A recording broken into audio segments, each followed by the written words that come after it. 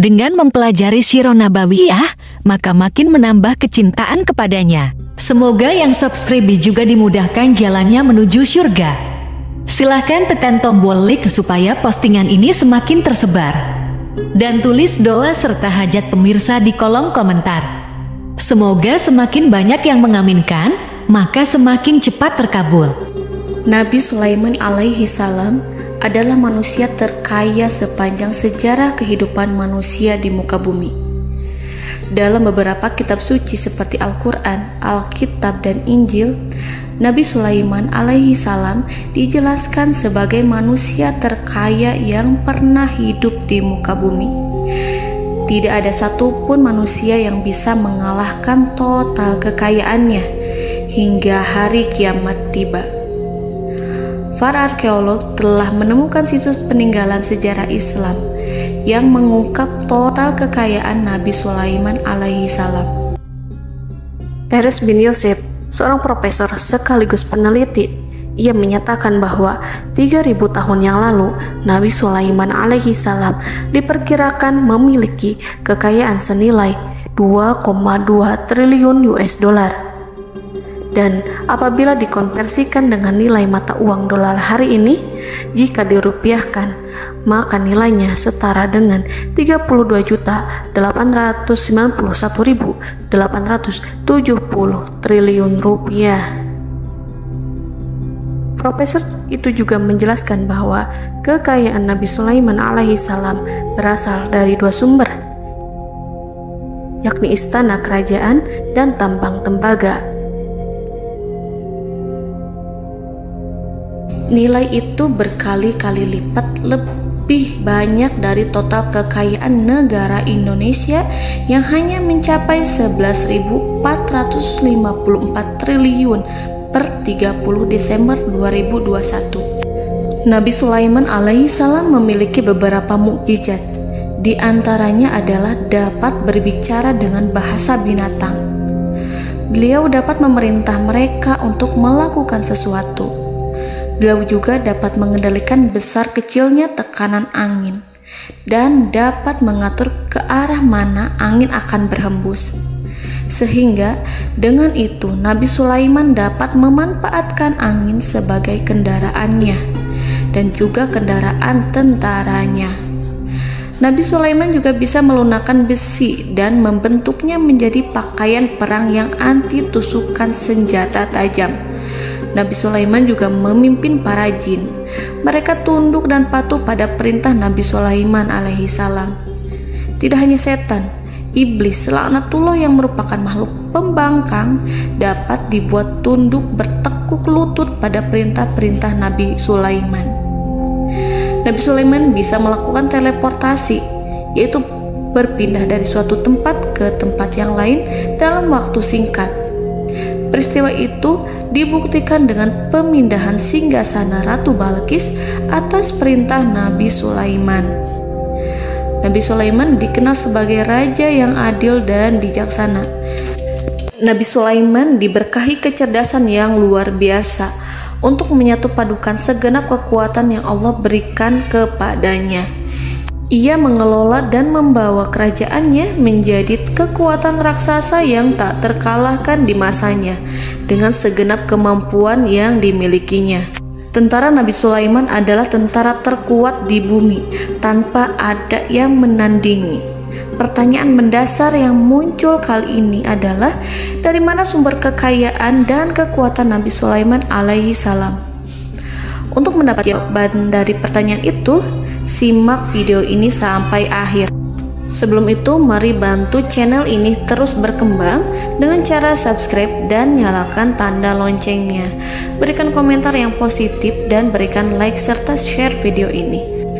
Bismillahirrahmanirrahim. Sungguh kami benar-benar telah menganugerahkan ilmu kepada Daud dan Sulaiman. Keduanya berkata, segala puji bagi Allah yang melebihkan kami dari kebanyakan hamba-hambanya yang mukmin. Sulaiman telah mewarisi Daud dan dia berkata, wahai manusia, kami telah diajari untuk memahami bahasa burung dan kami dianugerahi segala sesuatu. Sesungguhnya semua ini benar-benar karunia yang nyata. Quran Surat An-Naml ayat 15-16. Saudara-saudaraku yang dirahmati Allah, pada ayat di atas disebutkan bahwa Sulaiman telah mewarisi Daud. Nabi Sulaiman mewarisi Nabi Daud dalam sisi kenabian dan kekuasaan, bukan mewarisi harta, karena para nabi tidak mewariskan harta. Sebab sepeninggalan mereka, harta para nabi menjadi sedekah bagi orang-orang yang ada di sekitarnya, yaitu orang-orang fakir dan orang-orang yang membutuhkan. Dan harta para nabi tidak dikhususkan bagi kalangan keluarganya. Rasulullah Shallallahu Alaihi Wasallam bersabda, "Kami para nabi tidak mewariskan." Nabi Sulaiman mewarisi kenabian dari Nabi Daud. Ini adalah hal yang jelas. Allah telah memilihnya sebagai nabi dari Bani Israel. Begitu juga Allah telah memberinya kekuasaan kerajaan sehingga ia menjadi pemimpin Bani Israel. Barangkali sesuatu yang paling penting yang diwarisi oleh Nabi Sulaiman dari Nabi Daud adalah tradisi militer. Kemajuan militer yang dahsyat telah berpindah kepada Nabi Sulaiman. Nabi Daud sebenarnya adalah seorang pengembala kambing yang sangat miskin, tetapi seiring dengan perjalanan waktu, ia menjadi komandan pasukan tiada tanding. Nabi Daud alaihi salam mengetahui bahwa kekuatan hakiki yang mengatur alam semesta adalah kekuatan Allah. Ketika Nabi Daud mengelurkan tangannya dan memegang potongan batu, lalu beliau melemparkannya dengan ketepel ke arah Jalut, kepala Jalut retak dan ambruk menghantam tanah. Ini sebagai bentuk demonstrasi kekuatan darinya. Kehadiran Nabi Daud mengubah pasukan Bani Israel, di mana mereka sebelumnya lari jika berhadapan dengan musuh. Maka kini keberadaan mereka mulai diperhitungkan di masa hidupnya.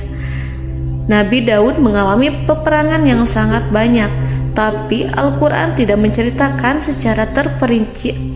Hal itu dikarenakan karena Al-Quran adalah kitab dakwah di jalan Allah, bukan kitab sejarah. Al-Quran hanya menceritakan di dalam Al-Quran surat Shad ayat 20, "Dan kami kuatkan kerajaannya, kerajaan Daud." Ayat tersebut berarti bahwa Nabi Daud belum terkalahkan dalam peperangan yang diikutinya. Di samping dukungan yang Allah berikan kepadanya, juga pasukan dan rakyatnya, di mana mereka adalah orang-orang yang bertauhid, menyerahkan diri kepada Allah. Allah Subhanahu wa Ta'ala mengajarkan kepada Nabi Daud hal-hal yang menjadikan pasukannya memiliki keistimewaan yang dengannya mereka dapat mengalahkan pasukan-pasukan lain, pasukan-pasukan besar yang ada di bumi pada saat itu. Allah Subhanahu wa Ta'ala berfirman dalam surat Saba ayat 10, "Dan kami telah melunakkan besi untuknya." Baju besi mungkin akan menjadi masalah dalam benak kita. Ketika orang-orang yang berperang, baju besi cukup mengganggu gerakan mereka. Kita bisa membayangkan ketika ada dua orang berperang, salah satu dapat bergerak bebas, sementara yang lainnya tidak leluasa bergerak karena tertahan dengan pakaiannya. Namun, dengan kekuasaan Allah, Nabi Daud dapat melunakkan besi dan membuat baju besi yang ringan, yang mudah untuk digunakan. Ini adalah kemajuan penting yang Allah berikan kepada Nabi Daud dan tentaranya. Kemajuan itu kemudian diajarkan, diwariskan dan dimiliki oleh Nabi Sulaiman alaihi salam. Nabi Sulaiman memiliki pasukan dahsyat yang melebihi pasukan manapun di bumi saat itu, atau bahkan mungkin saat ini. Bahkan Allah menambahkan karunia-Nya kepada Nabi Sulaiman yang disebutkan dalam Al-Quran surat An-Naml ayat 16.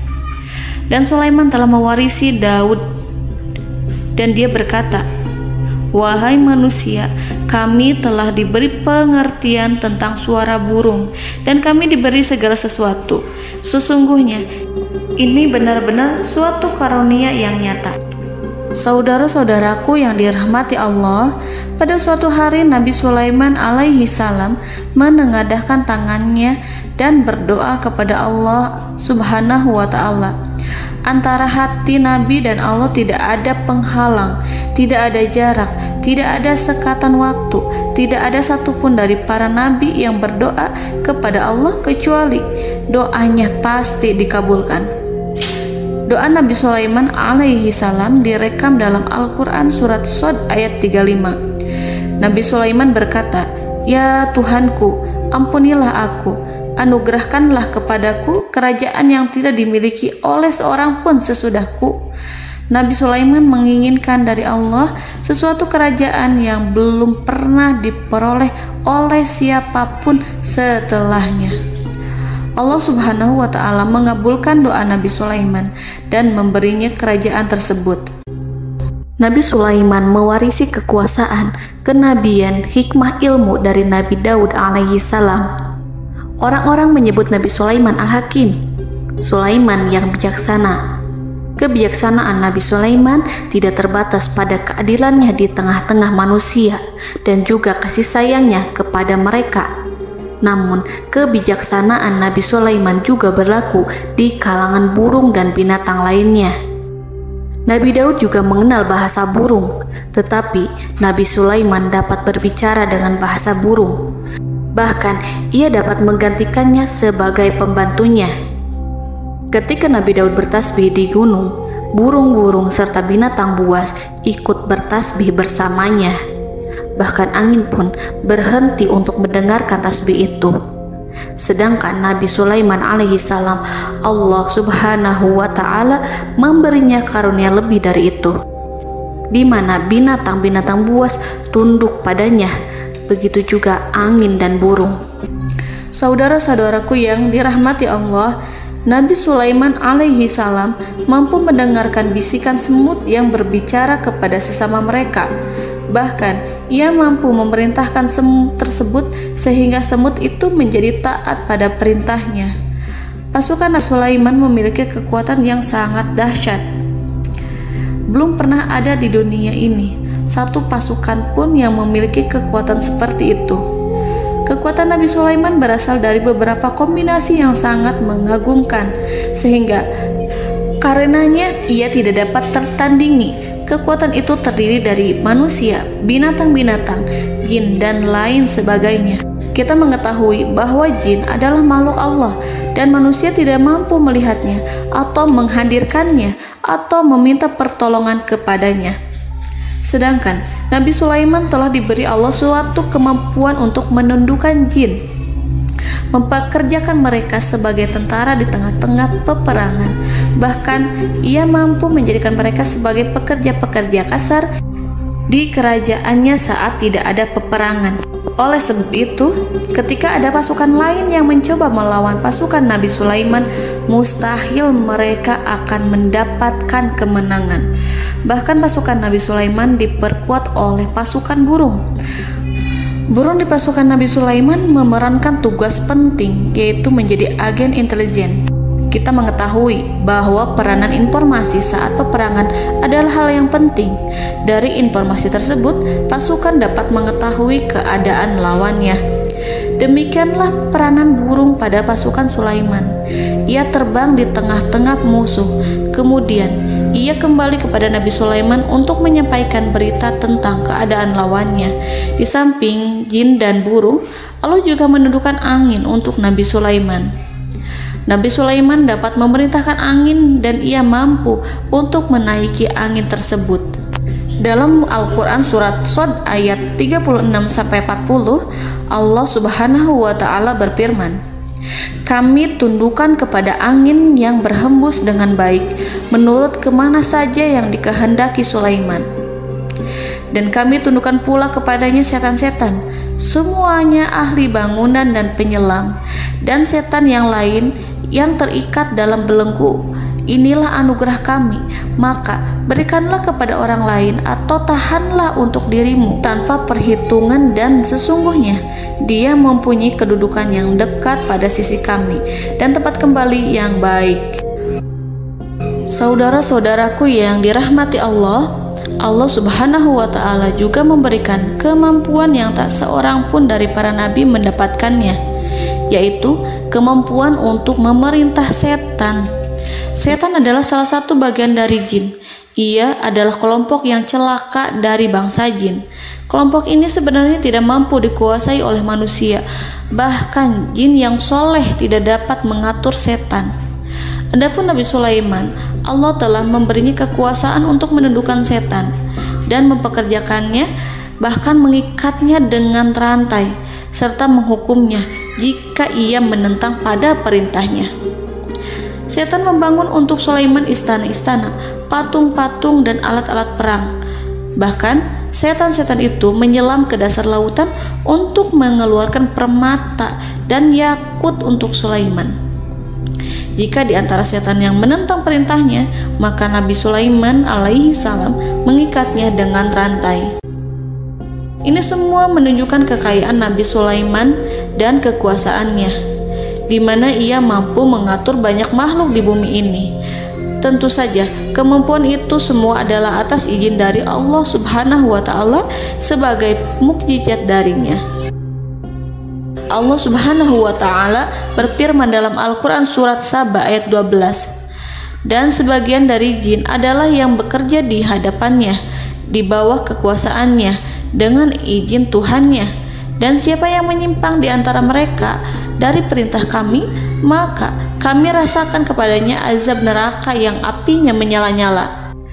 Para jin itu membuat untuk Sulaiman apa yang dikehendakinya, dari gedung-gedung yang tinggi, patung-patung, dan piring-piring yang besarnya seperti kolam, atau periuk yang tetap berada di atas tungku. Saudara-saudaraku yang dirahmati Allah, Nabi Sulaiman yang bijaksana adalah penguasa yang tak tertandingi di muka bumi. Meskipun memperoleh nikmat-nikmat khusus yang agung itu yang Allah berikan kepada Sulaiman, beliau tetap menunjukkan dirinya sebagai manusia yang paling banyak berzikir kepada Allah dan manusia yang paling banyak bersyukur di zamannya. Saudara-saudaraku yang dirahmati Allah, sebagaimana Allah Subhanahu wa Ta'ala memberikan nikmat kepada ayahnya Nabi Daud alaihi salam, di mana ia mampu melunakkan besi, dan Allah mengajarinya bagaimana cara mencairkan besi, maka Nabi Sulaiman alaihi salam dapat memanfaatkan tembaga yang cair untuk peperangan. Dan juga di saat perdamaian, pada saat peperangan, beliau mencampur tembaga dengan besi dan menjadikannya perunggu. Mereka menggunakan senjata-senjata perunggu dalam peperangan seperti pedang, baju besi, dan juga pisau. Senjata-senjata ini adalah senjata yang paling kuat pada saat itu. Sedangkan di saat damai, tembaga digunakan untuk membuat bangunan, perhiasan, dan sebagainya. Meskipun Nabi Sulaiman mendapatkan nikmat yang besar dan karunia yang khusus, Allah Subhanahu wa Ta'ala mengujinya dengan suatu ujian yang dahsyat. Ujian yang akan selalu datang kepada seorang hamba yang soleh. Ketika hamba itu mendapatkan kedudukan besar, maka ujiannya pun menjadi besar. Allah Subhanahu wa Ta'ala menguji Nabi Sulaiman dengan penyakit. Diceritakan oleh Fahru Roji, Nabi Sulaiman diuji dengan suatu penyakit yang keras, di mana kedokteran saat itu tidak dapat dan tidak mampu mengatasinya. Sakitnya Nabi Sulaiman sangat keras sehingga para dokter dari kalangan manusia ataupun jin tidak mampu menghilangkan penyakit itu.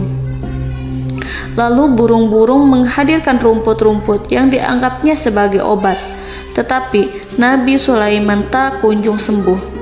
Semakin hari penyakit Nabi Sulaiman semakin menjadi-jadi, sehingga ketika Nabi Sulaiman duduk di atas kursi, ia duduk bagaikan tubuh tanpa roh.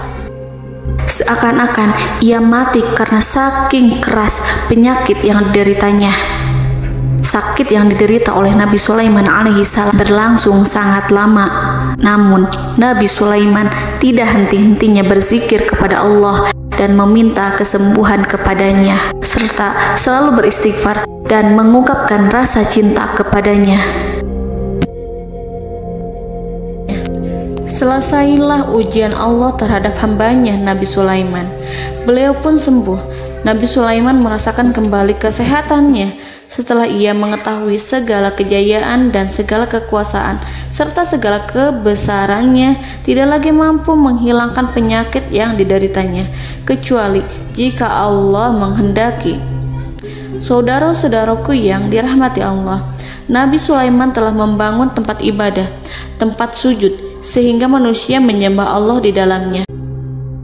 Orang-orang yang membangunnya berjumlah puluhan ribu orang.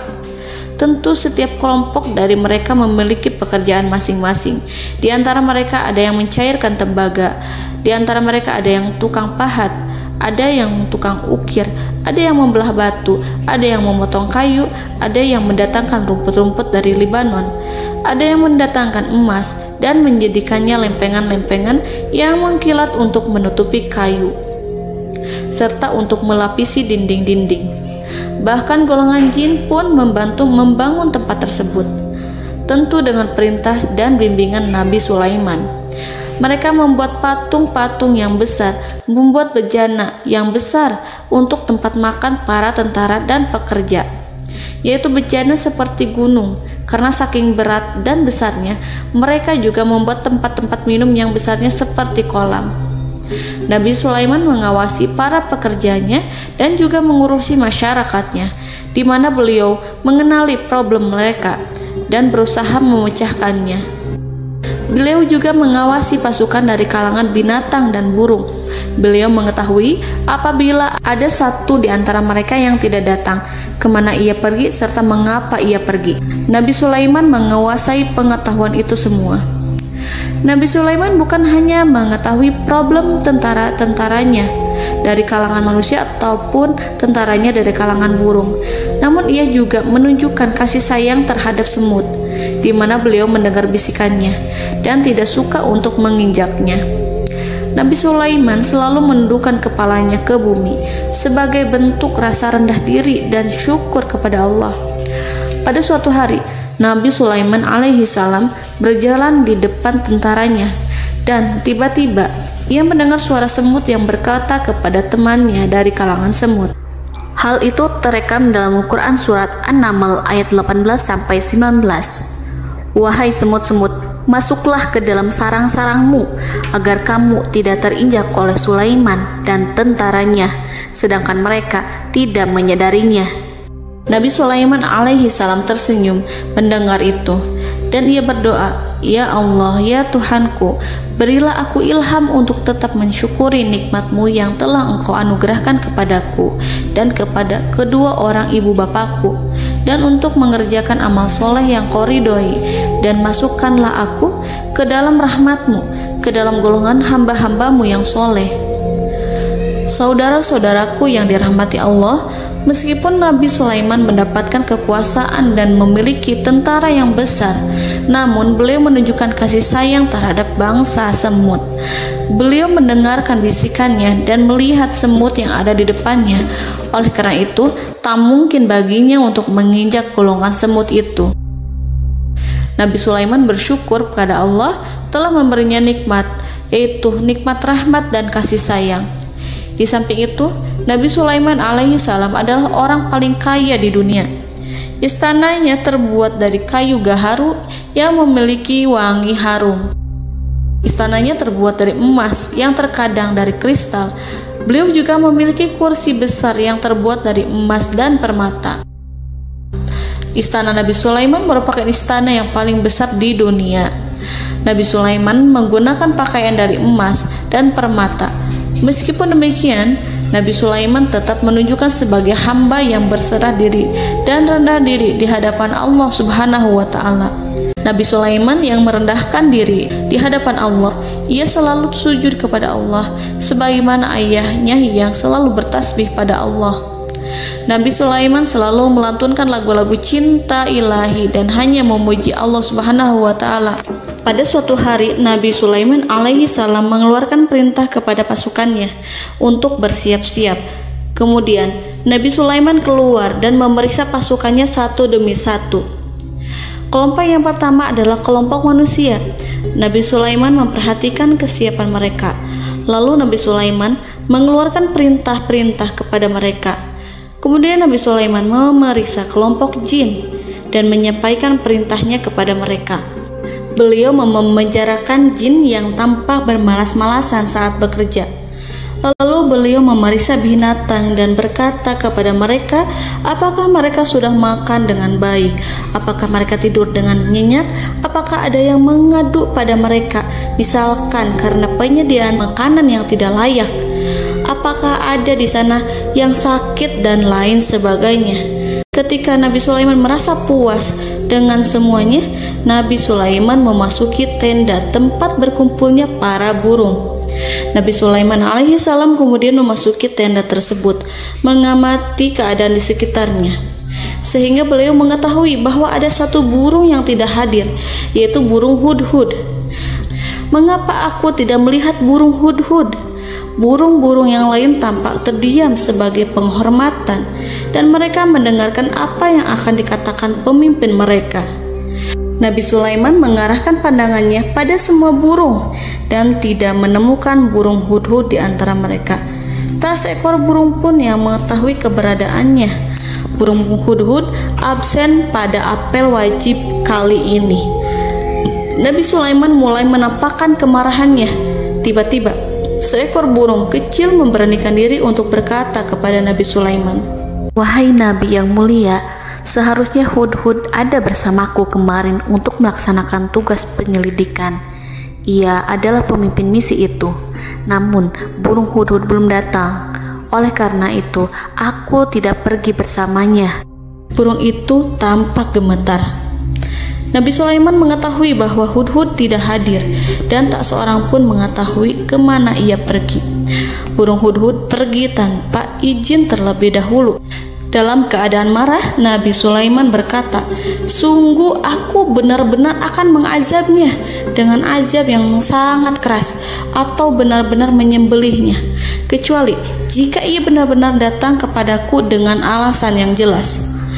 Kawanan burung-burung mengetahui bahwa Nabi Sulaiman sedang marah dan telah menetapkan untuk menyiksa burung hudhud atau menyembelihnya atau justru memaafkannya dengan syarat ia datang dengan membawa alasan yang dapat menyelamatkannya, atau dengan kata lain, burung hudhud dapat memastikan bahwa ia melaksanakan tugas yang penting.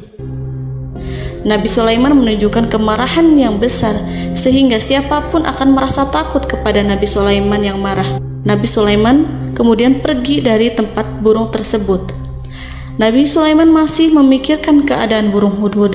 Seharusnya burung hudhud menjadi bagian penting dari badan intelijen. Apakah ia pergi untuk menyingkap suatu, atau apakah ia pergi hanya untuk bermain-main? Nabi Sulaiman telah memperhatikan dan mengetahui bahwa burung hudhud adalah seekor burung yang cerdik dan juga fasih berbicara. Terkadang Nabi Sulaiman mendapati burung hudhud sedang bermain-main dan menunda-nunda pekerjaannya. Namun ketika Nabi Sulaiman melihatnya, burung hudhud memahami bahwa perbuatannya tidak benar. Oleh karena itu, ia tidak boleh menyampur adukan antara waktu serius dan waktu bermain. Tidak lama setelah itu, burung hudhud tiba di tempat para burung. Burung-burung yang lain berkata kepadanya, "Wahai hudhud, pergilah engkau ke tempat Nabi Sulaiman. Jika ia mengetahui bahwa engkau telah sampai, jiwamu benar-benar terancam." Mendengar itu, burung hudhud segera beranjak. Ia terbang menemui Nabi Sulaiman. Pada waktu itu, Nabi Sulaiman sedang duduk bersama tentaranya yang lain. Burung hudhud berdiri. Ia telah merencanakan untuk memulai pembicaraan dengan Nabi Sulaiman sebelum Nabi Sulaiman bertanya kepadanya kemana dia pergi. Ini sebagai bukti bahwa hudhud telah melaksanakan suatu tugas yang penting. Dalam Al-Quran Surat An-Naml ayat 22, burung hudhud berbicara, "Aku telah mengetahui sesuatu yang kamu belum mengetahuinya, dan kubawa kepadamu dari negeri Saba suatu berita penting yang diyakini seakan-akan burung hudhud hendak berkata, 'Aku adalah hudhud yang miskin, tapi aku mengetahui apa yang tidak engkau ketahui, dan aku telah datang kepadamu dari kerajaan Saba dengan membawa berita yang sangat penting.'" Nabi Sulaiman tampak terdiam menunggu hudhud menyelesaikan kisahnya. Dalam surat An-Naml ayat 23-24, burung hudhud berkata, Sesungguhnya aku menjumpai seorang wanita yang memerintah mereka. Dia dianugerahi segala sesuatu serta mempunyai singgasana yang besar. Aku mendapati dia dan kaumnya menyembah matahari selain Allah. Dan setan-setan telah menjadikan mereka memandang indah perbuatan-perbuatan mereka, lalu menghalangi mereka dari jalan Allah, sehingga mereka tidak mendapat petunjuk. Burung hudhud diam. Nabi Sulaiman merasa bahwa hudhud menunjukkan kepasihan lisannya.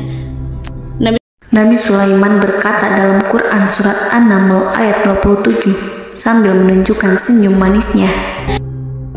Nabi Sulaiman berkata, "Akan kami lihat apakah kamu benar wahai hudhud, ataukah kamu termasuk orang-orang yang berdusta." Seakan-akan burung hudhud ingin mengatakan, "Aku tidak berbohong, wahai Nabi yang mulia." Namun diamnya Sulaiman membuat takut sehingga burung hudhud terdiam. Nabi Sulaiman terdiam karena berpikir, lalu ia memutuskan sesuatu setelah itu. Beliau melihat kepada lainnya dan meminta secari kertas. Nabi Sulaiman menulis surat singkat dan menyerahkannya kepada hudhud serta memerintahkan kepadanya seperti yang dikatakan dalam Quran surat An-Naml ayat 28. "Pergilah dengan membawa suratku ini, lalu jatuhkanlah kepada mereka, kemudian berpalinglah dari mereka, lalu perhatikanlah apa yang mereka bicarakan." Al-Quranul Karim hanya menceritakan dalam Quran surat An-Naml bagaimana perginya hudhud dan bagaimana ia menyerahkan surat itu. Lalu Al-Quran langsung menyebut keadaan kerajaan Balqis yang saat itu sedang membaca surat di depan para pembesar kerajaan dan para menterinya. Dalam Al-Quran surat An-Naml ayat 29-31 berkatalah Balqis, "Wahai pembesar-pembesar, sesungguhnya telah dijatuhkan kepadaku sebuah surat yang mulia. Sesungguhnya surat ini dari Sulaiman, dan sesungguhnya isinya dengan menyebut nama Allah yang Maha Pengasih lagi Maha Penyayang, bahwa janganlah kalian berlaku sombong terhadapku, dan datanglah kepadaku sebagai orang yang berserah diri." Saudara-saudaraku yang dirahmati Allah, dalam surat tersebut Nabi Sulaiman menyebutkan supaya mereka menyerahkan diri dan tunduk kepada perintah Nabi Sulaiman. Nabi Sulaiman memerintahkan agar mereka meninggalkan penyembahan terhadap matahari. Nabi Sulaiman tidak mempersoalkan akidah mereka dan tidak memuaskan mereka dengan apapun. Nabi Sulaiman hanya memerintahkan bahwa ia berada di atas kebenaran. Bukankah ia didukung kekuatan yang berlandaskan keyakinan yang dimilikinya? Nabi Sulaiman hanya memerintahkan mereka agar tunduk dan patuh kepadanya. Ratu Sabak menyampaikan surat tersebut di tengah-tengah kaumnya. Dalam Quran surat An-Naml ayat 32 dijelaskan, "Dan berkatalah Balqis, wahai para pembesar, berilah aku pertimbangan dalam urusanku ini. Aku tidak pernah memutuskan sesuatu persoalan sebelum kamu berada dalam majelisku." Saudara-saudaraku yang dirahmati Allah, para pembesar istana Balqis menentang surat tersebut. Isi surat itu membangkitkan kesombongan kaum Sabak, di mana mereka merasa lebih kuat. Mereka mengetahui bahwa di sana ada seorang yang mencoba menentang mereka dan mengisyaratkan peperangan kepada mereka. Lalu ia meminta kepada mereka untuk memenuhi syarat-syaratnya sebelum terjadinya peperangan dan kekalahan. Dalam surat An-Naml ayat 33, mereka menjawab, "Kita adalah orang-orang yang memiliki kekuatan dan juga memiliki keberanian yang sangat besar dalam peperangan. Dan keputusan berada di tanganmu, wahai rajaku. Maka pertimbangkanlah apa yang akan kamu perintahkan." Saudara-saudaraku yang dirahmati Allah, para pembesar kaum Sabak seakan ingin berkata, "Kita siap untuk melaksanakan perang." Tampaknya ratu itu memiliki kebijakan yang lebih baik dari pembesar kaumnya. Surat Sulaiman itu membuatnya berpikir lebih jernih dan lebih berhati-hati. Ia berusaha sebisa mungkin menghindari peperangan. Ratu itu berpikir dalam tempo yang lama. Nama Sulaiman tidak diketahuinya dan ia pun belum pernah mendengarnya. Oleh karena itu, Ratu kaum Sabak tidak mampu mengetahui dan mendeteksi seberapa besar kekuatan Nabi Sulaiman. boleh jadi Nabi Sulaiman memiliki kekuatan yang dahsyat sehingga ia mampu memerangi kekuasaannya dan mengalahkannya. Kemudian ratu memperhatikan apa yang ada di sekelilingnya. Ia melihat kemajuan masyarakatnya dan juga kekayaannya. Barangkali ia mengira bahwa Nabi Sulaiman iri terhadap kemajuan dan kekayaannya itu, sehingga Nabi Sulaiman ingin menyerangnya. Setelah mempertimbangkan isi surat Nabi Sulaiman dengan cermat, Ratu Saba memilih untuk tidak bersikap ceroboh dan bodoh. Ratu lebih suka untuk menggunakan bahasa kelembutan. Ia mengirim kepada Nabi Sulaiman suatu hadiah yang besar. Ratu mengira bahwa Nabi Sulaiman seorang yang ambisius, yang boleh jadi ia telah mendengar tentang kekayaan kerajaan Saba. Para utusan pergi dengan membawa hadiah dari Ratu Saba. Ratu berharap agar mereka dapat memasuki kerajaan Nabi Sulaiman dan akan mengetahui kondisi kerajaannya. Saat mereka pulang, Ratu ingin mendengar secara langsung dari mereka tentang bagaimana keadaan kaum Nabi Sulaiman dan pasukannya. Setelah mendapatkan informasi yang cukup, maka Ratu Balqis dapat membuat sesuatu keputusan yang tepat. Ratu menyembunyikan apa yang terlintas dalam pikirannya, lalu ia berbicara kepada pembesar istananya bahwa ia dapat menyingkap niat jahat Raja Sulaiman melalui cara mengirimkan hadiah kepadanya.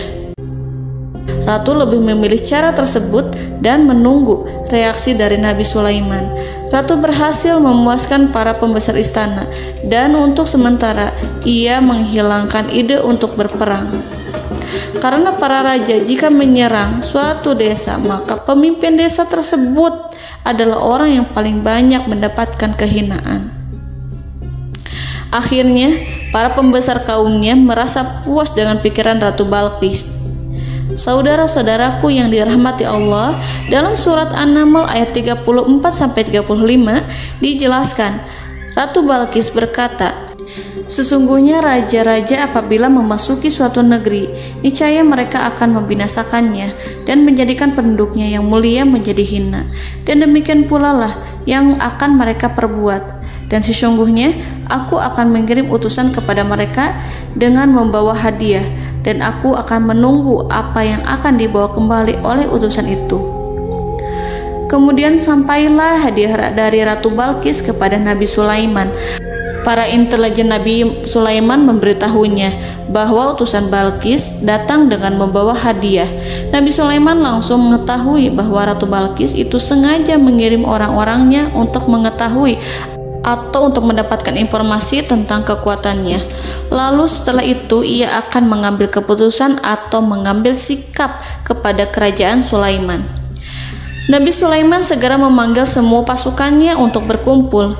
Utusan Balqis segera memasuki istana Nabi yang dipenuhi dengan pasukan yang besar bersenjata. Melihat itu, utusan Ratu Balqis tercengang dan terkejut ketika mereka melihat kekayaan yang mereka bawa tidak ada apa-apanya dibandingkan dengan kerajaan Nabi Sulaiman. Hadiah mereka tampak tidak berarti. Emas yang mereka bawa tampak tidak memiliki makna saat mereka memasuki istana Nabi Sulaiman yang terbuat dari kayu-kayu pohon gaharu yang mengeluarkan bau yang harum serta dihiasi dengan emas permata. Para utusan Ratu Balqis berdiri bersama Nabi Sulaiman dan menyaksikan bagaimana Nabi Sulaiman mengendalikan pasukannya. Kemudian mereka mulai berpikir tentang kekuatan dan kualitas pasukan Nabi Sulaiman. Betapa kagetnya mereka ketika melihat di tengah-tengah pasukan itu terdapat singa, burung, dan tentara dari kalangan manusia yang mampu terbang. Mereka pun sadar bahwa mereka di hadapan pasukan yang tiada tandingannya. Selesailah demonstrasi pasukan Nabi Sulaiman. Kemudian para utusan ratu dipersilahkan maju ke tempat hidangan makanan. Para utusan itu sangat terkejut ketika melihat berbagai macam makanan dari penjuru dunia ada di depannya. Dan di antara makanan itu terdapat pula makanan yang biasa ditemukan di negeri mereka. Tetapi mereka melihat bahwa makanan itu memiliki rasa yang lebih istimewa. Selain itu, piring-piring yang ada di depan mereka terbuat dari emas dan mereka dilayani oleh laki-laki yang berhias dengan emas. Di meja makan itu terdapat burung, ikan laut, dan berbagai macam daging yang mereka tidak mampu lagi membedakan daging apa itu. Nabi Sulaiman tidak makan bersama mereka, tapi beliau makan dengan menggunakan piring yang terbuat dari kayu. Beliau memakan roti yang kering yang dicampur dengan minyak. Inilah makanan yang dipilih Nabi Sulaiman.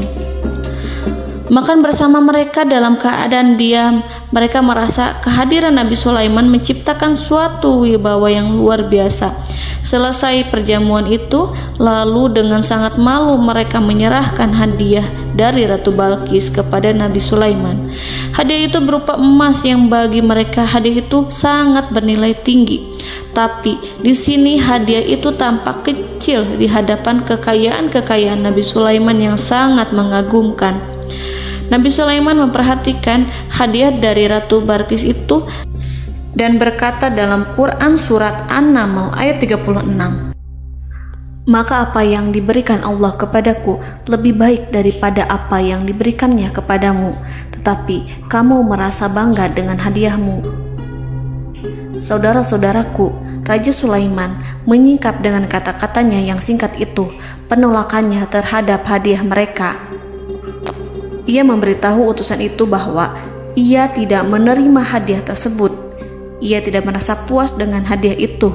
Yang membuatnya puas hanyalah, janganlah kalian berlaku sombong terhadapku dan datanglah kepadaku sebagai orang-orang yang berserah diri. Lalu Nabi Sulaiman berkata kepada mereka dengan pelan. Hal itu diabadikan dalam Al-Quran surat An-Naml ayat 37. "Kembalilah kepada mereka, sungguh kami akan mendatangi mereka dengan bala tentara yang mereka tidak kuasa melawannya. Dan pasti kami akan mengusir mereka dari negara itu, yaitu negeri Saba, dengan terhina. Dan mereka akan menjadi tawanan-tawanan yang hina." Saudara-saudaraku yang dirahmati Allah, Nabi Sulaiman kemudian meninggalkan para utusan ratu setelah terlebih dahulu mengancam mereka. Para utusan itu berharap agar Nabi Sulaiman mau menunggu kunjungan Ratu Balqis yang akan membawa misi perdamaian. Akhirnya, sampailah para utusan Ratu Balqis ke negeri Saba. Mereka segera menuju istana sang ratu. Mereka memberitahu bahwa negeri mereka ada di ujung tanduk. Mereka menceritakan kepada ratu tentang kekuatan Nabi Sulaiman dan tidak mungkin bagi mereka mampu melawannya. Mereka meyakinkan Ratu Balqis bahwa ia harus mengunjunginya dan melihat sendiri bagaimana kebesaran kerajaan Nabi Sulaiman. Kemudian Ratu Balqis menyiapkan dirinya untuk pergi menuju kerajaan Nabi Sulaiman. Nabi Sulaiman duduk di kursi kerajaan di tengah-tengah para pembesarnya dan para menterinya, serta para komandan pasukannya. Beliau berpikir tentang sosok Balqis. Nabi Sulaiman mengetahui bahwa Balqis menuju tempatnya. Balqis dikelilingi rasa takut. Nabi Sulaiman berpikir sejenak tentang bagaimana matahari disembah. Ia memikirkan bagaimana informasi yang diterima oleh intelijennya tentang kemajuan kerajaan Balqis dalam bidang kesenian dan ilmu pengetahuan. Nabi Sulaiman bertanya kepada dirinya sendiri, apakah kemajuan menjadi penghalang untuk mengetahui kebenaran? Apakah ratu itu senang dengan kekuatan yang dicapainya? Dan ia membayangkan bahwa kekuatannya adalah segalanya. Dengan kemajuan yang dimilikinya, Nabi Sulaiman ingin membuat kejutan agar ratu mengetahui bahwa Islam yang diyakini oleh Nabi Sulaiman adalah satu-satunya yang mampu mendatangkan kemajuan dan kekuatan yang hakiki, sehingga ia dapat membandingkan antara keyakinannya dalam menyembah matahari beserta kemajuan yang dicapainya dengan keyakinan Nabi Sulaiman beserta kemajuan yang diraihnya. Saudara-saudaraku yang dirahmati Allah, para mata-mata Nabi Sulaiman telah memberitahunya bahwa hal yang sangat disegani dan dikagumi oleh kaum Balqis adalah kerajaan Saba, yaitu singgasana Ratu Balqis. Singgasana itu terbuat dari emas dan batu delima. Singgasana tersebut dijaga oleh penjaga yang sangat disiplin, di mana mereka tidak pernah lalai sedikit pun. Oleh karena itu, sangat tepat apabila Nabi Sulaiman menghadirkan singgasananya di sini, di kerajaannya. sehingga ketika ratu tiba, maka ia dapat duduk di atasnya. Nabi Sulaiman ingin membuat kejutan kepadanya dan menunjukkan bahwa kemampuannya tersebut yang berlandaskan pada keislaman. Nabi Sulaiman melakukan yang demikian itu dengan harapan agar si ratu tunduk kepadanya. Ide itu terlintas dalam diri Nabi Sulaiman. Lalu ia mengangkat kepalanya dan menoleh kepada anak buahnya. Hal itu diabadikan dalam Quran Surat An-Naml ayat 38. Wahai para pembesar, siapakah di antara kamu sekalian yang sanggup membawa singgasananya kepadaku sebelum mereka datang kepadaku sebagai orang-orang yang berserah diri? Saudara-saudaraku, perhatikanlah ungkapan pikiran Nabi Sulaiman tersebut. Semua pemikirannya berkisar tentang keislaman para penyembah matahari, tentang bagaimana beliau dapat memberikan petunjuk kepada mereka di jalan Allah. Yang pertama menjawab pertanyaan Nabi Sulaiman adalah jin Ifrit. Dalam Quran Surat An-Naml ayat 39, berkatalah Ifrit yang cerdik dari golongan jin, "Aku akan datang kepadamu dengan membawa singgasana itu sebelum kamu berdiri dari tempat dudukmu. Sesungguhnya aku benar-benar kuat untuk membawanya, lagi dapat dipercaya." Nabi Sulaiman berdiri dari tempat duduknya. Setelah 1 jam atau 2 jam, jin itu berjanji kepadanya untuk menghadirkan singgasana Balkis. Sebelum itu, istana Nabi Sulaiman di Palestina, sedangkan istana Balkis terletak di Yaman. Antara singgasana tersebut dengan singgasana Nabi Sulaiman berjarak lebih dari ribuan mil. Barangkali pesawat yang cepat sekalipun yang kita kenal hari ini tidak akan mampu membawa dan mendatangkan istana itu dalam waktu 1 jam. Tetapi masalahnya di sini, berhubung dengan kekuatan jin yang serba misterius, Nabi Sulaiman tidak mengomentari sedikit pun terhadap apa yang dikatakan oleh Ifrit. Nabi Sulaiman tampak menunggu tanggapan lain yang mampu menghadirkan singgasana Balkis yang lebih cepat dari jin Ifrit. Nabi Sulaiman menoleh kepada seorang yang di sana, yang duduk di atas naungan. Hal itu diceritakan dalam Al-Quran Surat An-Naml ayat 40. Berkatalah seseorang yang mempunyai ilmu dari Alkitab, "Aku akan membawa singgasana itu kepadamu sebelum matamu berkedip." Maka tatkala Sulaiman melihat singgasana itu terletak di hadapannya, ia pun berkata, "Ini termasuk karunia Tuhanku untuk menguji aku. Apakah aku akan bersyukur atau mengingkari nikmatnya? Dan barang siapa yang bersyukur, maka sesungguhnya dia bersyukur untuk kebaikan dirinya sendiri. Dan barang siapa yang ingkar, maka sesungguhnya Tuhanku maha kaya lagi maha mulia." Saudara-saudaraku, belum lama seseorang yang mempunyai ilmu dari Alkitab menyatakan kalimatnya, sehingga singgasana itu tiba-tiba ada di depan Nabi Sulaiman, yang mampu menghadirkan singgasana itu lebih cepat dari kedipan mata. Al-Quranul Karim tidak menyingkap kepribadian seseorang yang menghadirkan singgasana itu.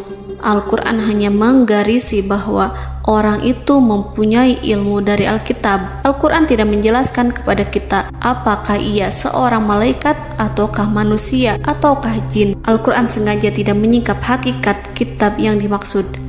Saudara-saudaraku yang dirahmati Allah, setelah melihat singgasana itu, Nabi Sulaiman bersyukur kepada Allah. Ia mulai memperhatikan singgasana sang ratu.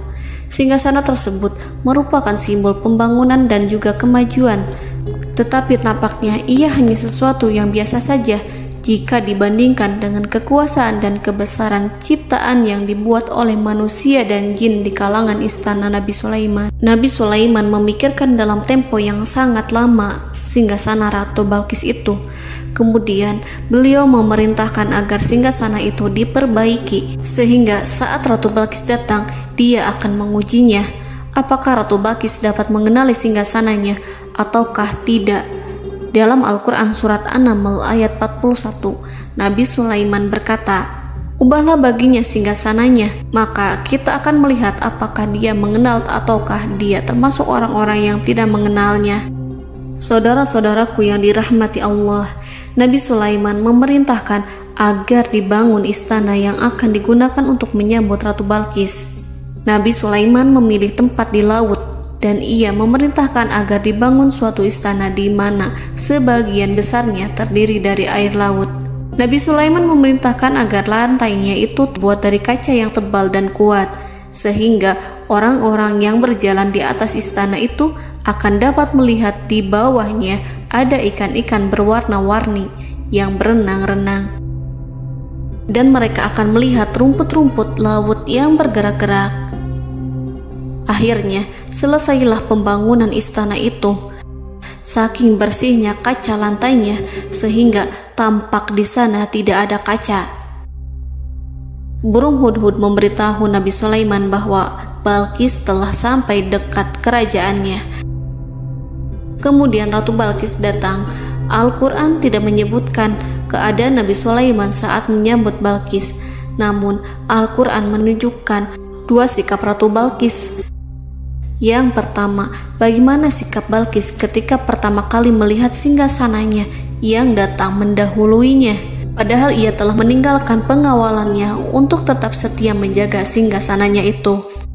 Keadaan kedua adalah keadaan di depan istana yang dibangun untuk penyambutan Balqis. Istana itu penuh dengan permata yang berenang-renang di bawahnya ikan-ikan.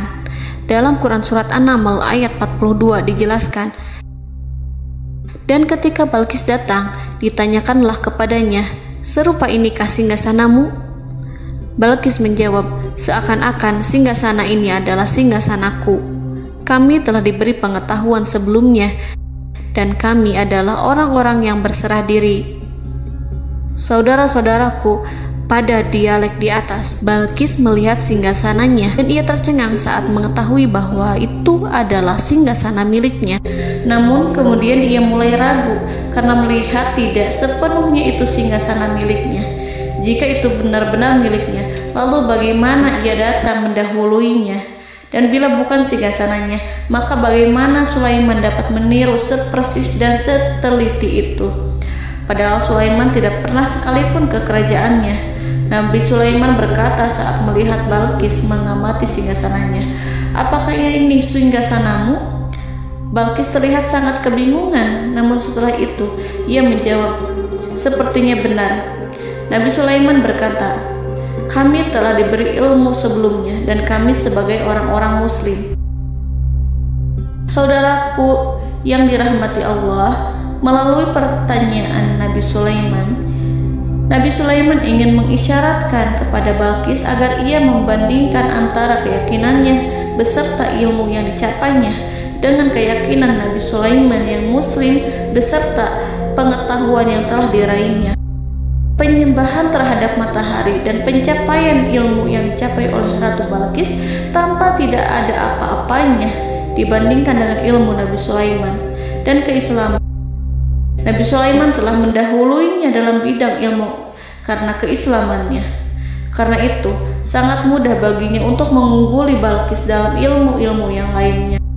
Demikianlah yang disyaratkan dalam pertanyaan Nabi Sulaiman kepada Ratu Balqis. Ratu Saba itu mengetahui bahwa ini adalah singgasananya, di mana singgasana itu datang lebih dahulu daripada dirinya. Beberapa bagian darinya telah diubah saat Balqis masih di perjalanan menuju ke tempat Nabi Sulaiman. Ia berpikir kemampuan apa yang dimiliki Nabi Sulaiman. Ratu Balqis tercengang melihat apa yang disaksikannya, yang berupa buah dari keimanan Nabi Sulaiman dan hubungannya dengan Allah Subhanahu wa Ta'ala. Sebagaimana Balqis juga tercengang ketika melihat kemajuan di bidang ilmu pembangunan, seni, dan ilmu-ilmu yang lainnya. Maka ia tidak lebih kagum lagi saat melihat hubungan yang kuat antara keislaman Nabi Sulaiman dengan ilmunya serta kemajuan yang diraihnya. Dalam Al-Quran Surat An-Naml ayat 43 dijelaskan, dan apa yang disembahnya selama ini selain Allah mencegahnya untuk melahirkan keislamannya, karena sesungguhnya ia terdahulu termasuk orang-orang yang kafir. Saudara-saudaraku yang dirahmati Allah, berguncanglah dalam benak Balqis ribuan hal ketika melihat keyakinan kaumnya runtuh di hadapan Nabi Sulaiman. Ia menyadari matahari yang disembahnya hanya merupakan ciptaan Allah, dan Allah lah yang menggerakkannya untuk hamba-hambanya. Lalu terbitlah matahari kebenaran dalam dirinya. Hatinya diterangi oleh cahaya baru yang tidak akan tenggelam seperti tenggelamnya matahari. Masa keislamannya hanya menunggu waktu. Ratu Balqis memilih waktu yang tepat untuk mengumumkan keislamannya. Allah Subhanahu wa Ta'ala berfirman dalam Quran Surat An-Naml ayat 44. Dikatakan kepadanya, masuklah ke dalam istana. Maka tatkala ia melihat lantai istana itu, dikiranya kolam air yang besar dan disingkapnya 2 betisnya. Berkatalah Sulaiman, sesungguhnya ia adalah istana licin yang terbuat dari kaca. Berkatalah Balqis, wahai Tuhanku, sesungguhnya aku telah berbuat zalim terhadap diriku dan aku berserah diri bersama Sulaiman kepada Allah Tuhan semesta alam. Saudara-saudaraku yang dirahmati Allah, dikatakan kepada Balqis, masuklah ke dalam istana. Ketika ia masuk, maka ia tidak menyaksikan adanya kaca, tetapi ia melihat air, sehingga ia mengira akan bersinggungan dengan air. Lalu ia menyingkapkan sedikit bajunya agar bajunya itu tidak basah. Nabi Sulaiman mengingatkannya tanpa melihatnya agar ia tidak khawatir terhadap pakaiannya, karena pakaiannya tidak akan basah sebab di sana tidak ada air. Itu sekedar kaca yang halus, yang saking halusnya sehingga ia tidak tampak. Pada kesempatan itulah Balqis mengumumkan keislamannya yang mengakui kelalimannya, dan ia menyatakan menyerahkan diri kepada Nabi Sulaiman dan kepada Allah Tuhan semesta alam. Lalu kaumnya pun mengikutinya dan mereka memeluk Islam. Balqis menyadari ia berhadapan dengan penguasa yang terbesar di bumi dan Nabi Allah yang mulia. Untuk pertama kalinya, wajah Sulaiman tampak dihiasi dengan senyuman yang menunjukkan kepuasannya sejak Balqis mengunjunginya. Demikianlah Nabi Sulaiman mewujudkan kejayaannya yang hakiki dan menyebarkan cahaya Islam di muka bumi. Saudara-saudaraku, Al-Quran tidak menyebutkan kisah Balqis setelah keislamannya. Para ahli tafsir mengatakan bahwa ia menikah dengan Nabi Sulaiman. Selain itu, ada yang mengatakan bahwa ia menikah dengan salah satu orang dekat Nabi Sulaiman. Ada juga yang mengatakan bahwa sebagian Raja Habasyah adalah keturunan dari buah perkawinan ini. Wallahu a'lam bishawab. Saudara-saudaraku yang dirahmati Allah, Nabi Sulaiman hidup di tengah-tengah kejayaan dan kemuliaan di bumi.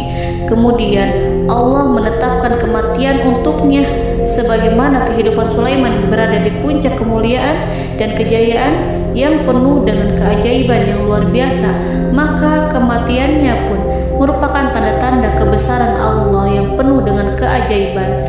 Demikianlah bahwa kematiannya sesuai dengan kehidupannya, sesuai dengan kejayaannya. Allah berfirman tentang kematian Sulaiman di dalam Al-Quran Surat Saba ayat 14. Maka tatkala kami telah menetapkan kematian Nabi Sulaiman, tidak ada yang menunjukkan kepada mereka kematiannya itu kecuali rayap yang memakan tongkatnya. Maka tatkala ia telah tersungkur, tahulah jin bahwa kalau sekiranya mereka mengetahui yang gaib, tentulah mereka tidak akan tetap dalam siksa yang menghinakan. Saudara-saudaraku, kemampuan Nabi Sulaiman untuk menundukkan jin dan mempekerjakan mereka serta hubungan mereka dengan semua itu menimbulkan fitnah di tengah-tengah manusia dalam hal tertentu.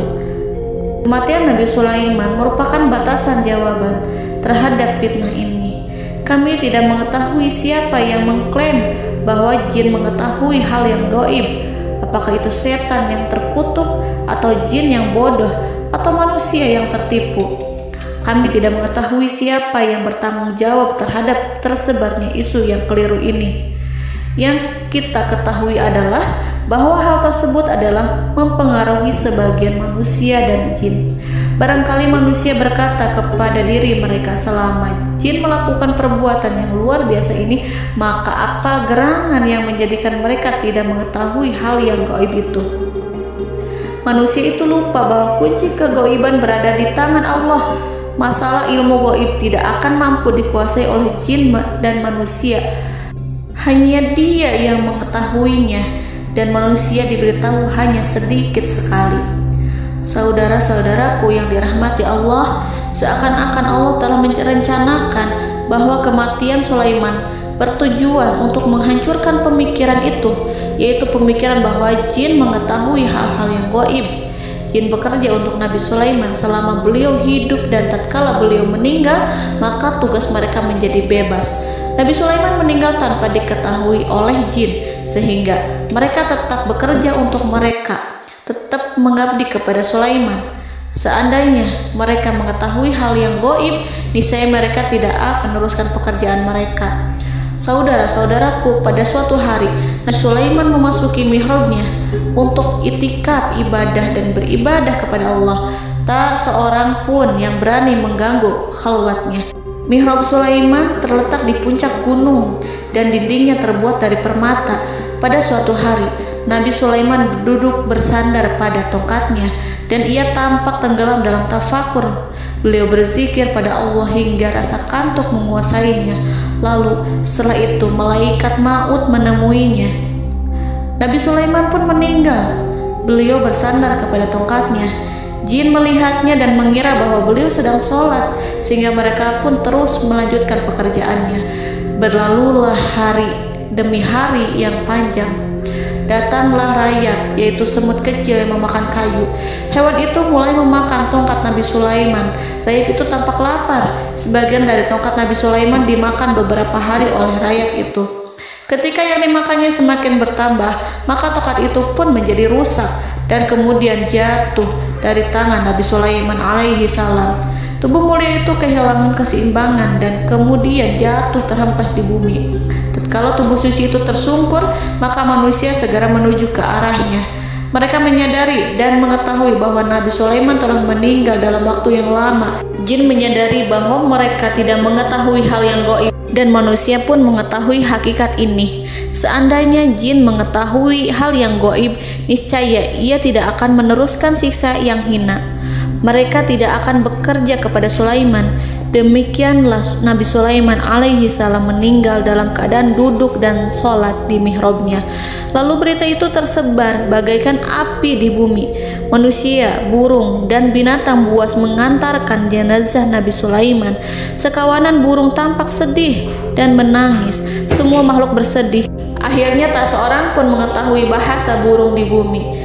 Meninggallah seorang yang memahami pembicaraan burung, binatang-binatang, jin, dan lain sebagainya. Burung-burung itu berkata, betapa beratnya kehidupan di tengah orang-orang yang tidak mengetahui pembicaraan kita. Allahu a'lam.